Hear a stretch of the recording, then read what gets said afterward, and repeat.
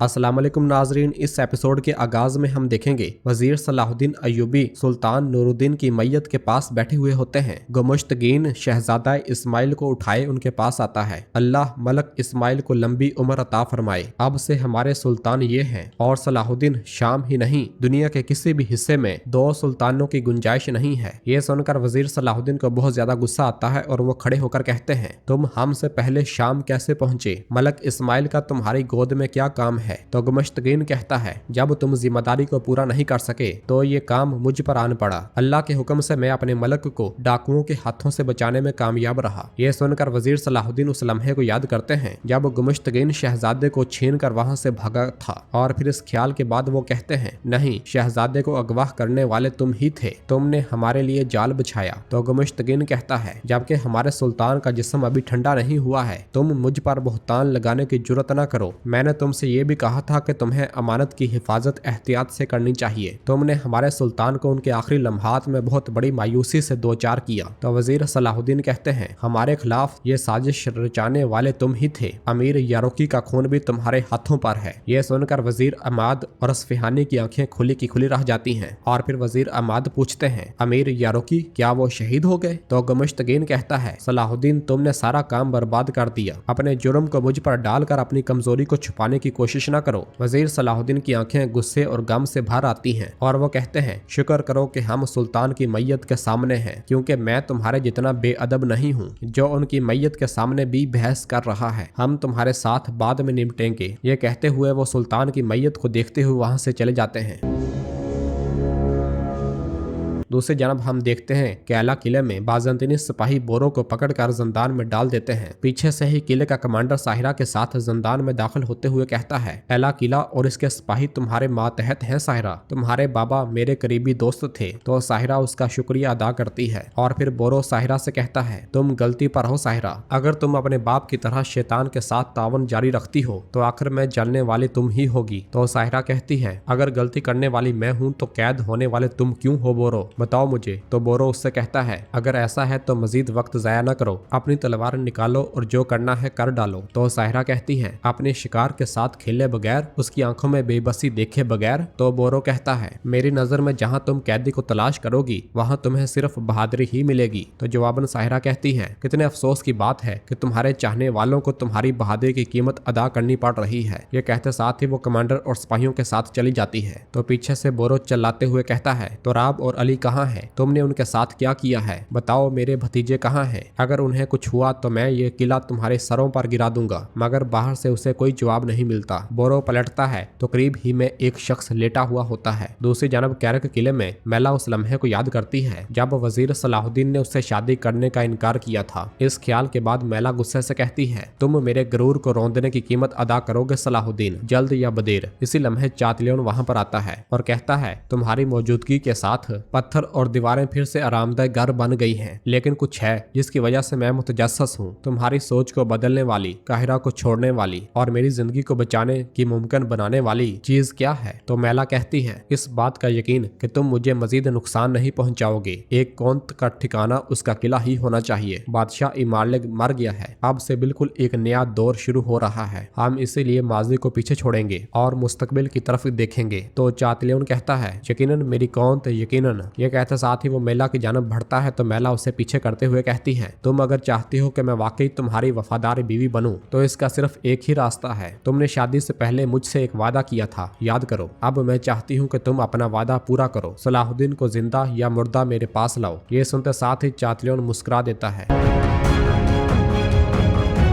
दूसरी जानब कुदस के चर्च में विलियम और सबीला बहुत ज्यादा परेशान दिखाई दे रहे होते हैं। सबीला अपनी आंखों में आंसू लिए कहती है, प्यारे बाबा जान, आपकी मौत बहुत नामुनासिब वक्त पर आई है। तो विलियम उसे हौसला देते हुए कहता है, तमाम अमवात की तरह शहजादी। तो सबीला कहती है, विलियम मैं बहुत ज्यादा दर्द में हूँ, मुझे ऐसा लग रहा है जैसा मेरे अंदर खून बह रहा हो। तो विलियम कहता है, हमारे बादशाह की मौत एक खुले और कभी न बंद होने वाले जख्म की तरह रहेगी, लेकिन हम इस जख्म के बावजूद भी खड़ा होने पर मजबूर हैं। हैं। सबीला पलटती है तो विलियम मजीद कहता है, कुदस को महफूज बनाते हुए हमें उनका मातम जीना है, हमें उनके विरसे की हिफाजत करनी है। इसी लम्हे बालन वहाँ पर आता है। सबीला एकदम से आगे बढ़कर उसके गले लग जाती है और कहती है, मेरे बाबा मर चुके हैं। तो बालन उसे हौसला देते हुए कहता है, जानता हूँ सबीला, मैं जानता हूँ। अजीब बात यह है, 2 दुश्मन रियासतों के बादशाह और सुल्तान एक ही वक्त में फौत हुए हैं। ये सुनकर विलियम एकदम से पूछता है, क्या सुल्तान नूरुद्दीन भी फौत हो गए हैं? बालन के हाँ में सार हिलाने पर विलियम मजीद परेशान होते हुए कहता है, मेरे खुदावंद, मेरी खुदावंद, दौर बदल रहा है। ऐसी चीजें बेमतलब नहीं हो रही, एक नया दौर शुरू हो रहा है। दूसरी जानब मारिया जिंदान में कैद लाडगाय के पास आती है।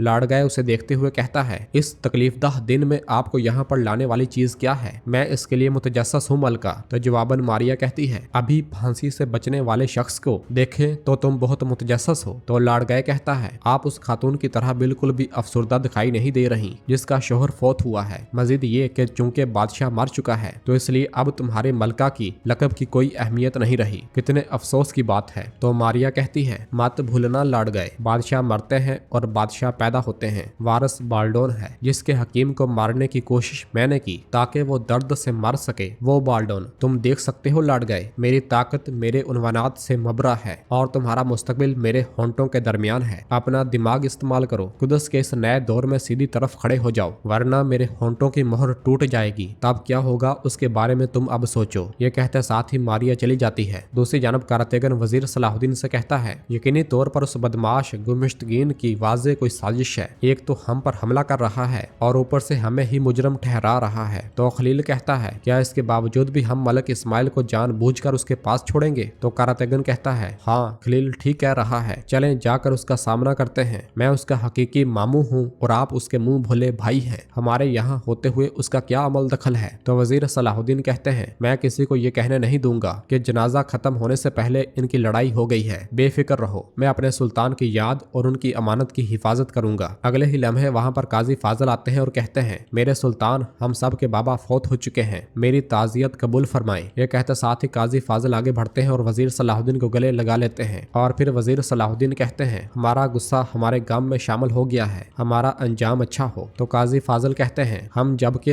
अपने सुल्तान के गम में जल रहे हैं, या रुकी की जुदाई का गम भी हमें जख्मी कर रहा है। ये गद्दारी किसने की? तो वजीर सलाहुद्दीन कहते हैं, गुमुश्तगिन ने। ये सुनते साथ ही काजी फाजल परेशान हो जाते हैं। इसी लम्हे बौजोक वहाँ पर आकर कहता है, मेरे सुल्तान बादशाह इमारलेग मर गया है। ये सुनते साथ ही सब गहरी सोच में पड़ जाते हैं। दूसरी जानब हम देखते हैं कि सुल्तान के कमरे में शहजादे को उठाए गुमुश्तगिन कहता है, तुम अभी बच्चे हो लेकिन तुम्हारे पास कई सरजमीनों पर हुकूमत करने की मेरास मौजूद है। तुमने मुझे लाजवाल सल्तनत मुहैया की है नन्हे शहजादे, मैं तुम्हारा कितना मशकूर हूँ तुम नहीं जानते। इसी लम्हे उसका सिपाही कराजा आकर कहता है, मौसल के मुंतजिम अमीर कायनमाज आए हैं। और फिर खादमा शहजादा लेकर चली जाती है और अगले ही लम्हे कायनमाज वहाँ पर आता है। वो गुमुश्तगिन से कहता है, सुल्तान की मौत की खबर से हमें बहुत ज्यादा दुख हुआ है, उनकी रूह शाद हो और उनका मकाम जन्नतुल फरदौस हो। तो गुमुश्तगिन कहता है, हमारे सुल्तान अचानक से हमें छोड़कर चले गए, हमारे दिलों को गहरा सदमा पहुंचा है, लेकिन जिंदगी चलती रहती है। उनकी इस बेवक्त मौत ने हमारे कंधों पर एक नया बोझ डाल दिया है। मुबारक हो अमीर कायनमाज, मुबारक हो। ये सुनकर कायनमाज भी हाँ में सर हिलाता है। और फिर वक्त तेजी के साथ गुजरता है और वजीर सलाहुद्दीन सुल्तान की कब्र के पास जाते हैं और कब्र के पास बैठते हुए सुल्तान के साथ आखिरी मुलाकात को याद करते हैं, जहाँ पर सुल्तान कुदस और मस्जिदुल अक्सा को फतह करने की बातें कर रहे थे। इस ख्याल के बाद वजीर सलाहुद्दीन गमगीन होते हुए कहते हैं, जिसके कब्जा कुदरत में मेरी जान है, उस अल्लाह की कसम है, मुझे आपने जो कुछ सिखाया मैं उससे कभी नहीं भूलूंगा। जिस रास्ते को हमने एक साथ शुरू किया और उस पर चले, मैं उससे हरगिज हरगिज पीछे नहीं हटूंगा। इस्लाम के लिए उठाए गए इस परचम को हरगिज नहीं गिराऊंगा। हमेशा से जो हमारा है उस कुदस को लेने के लिए आप सुल्तान नूरुद्दीन के बनाए गए मेंबर को मस्जिदुल अक्सा में नस्ब करने से पहले नहीं मरूंगा। जब तक दुनिया का वजूद है कुदस हमारा है और हम कुदस के हैं।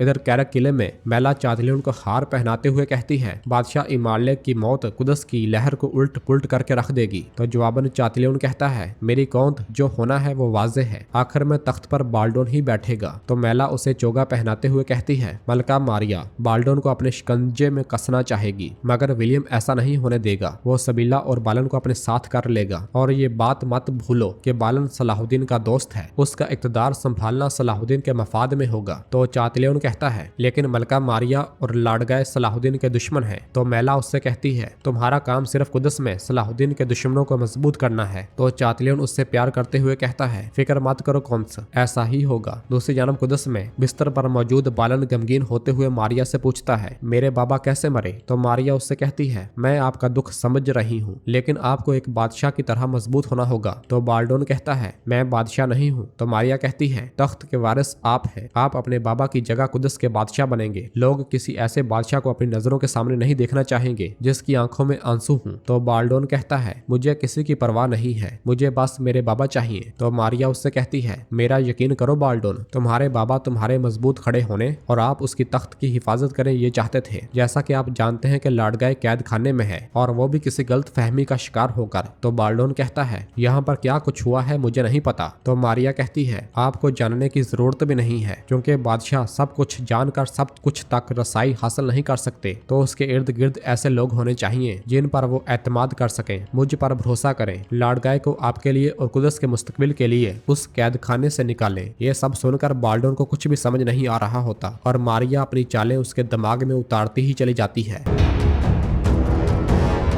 तो नाजरीन इसके साथ ही एपिसोड भी खत्म करते हैं। मिलते हैं बहुत जल्द अगली एपिसोड के साथ। वीडियो को लाइक कर दें और जिन दोस्तों ने अभी तक चैनल सब्सक्राइब नहीं किया वो जल्दी से चैनल सब्सक्राइब कर दे और बेल आइकन यानी घंटी वाले निशान को भी प्रेस कर दे ताकि आने वाले एपिसोड्स आपको आसानी मिल सके। दुआओं में याद रखें। अल्लाह हाफिज।